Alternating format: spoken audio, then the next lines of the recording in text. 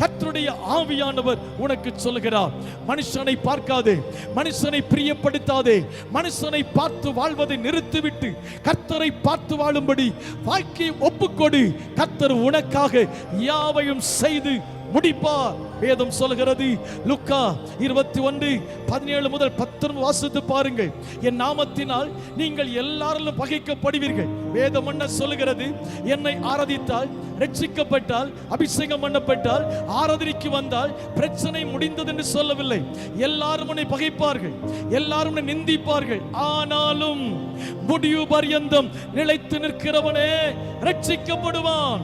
உங்கள் பேரில் இல்லாத பொல்லாத வார்த்தைகளை சொல்லும் பொழுது சந்தோஷப்பட்டு களி கூறுங்கள்.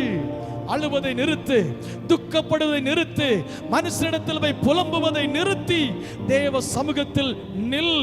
காலூண்டி நில், எழும்பி நில்.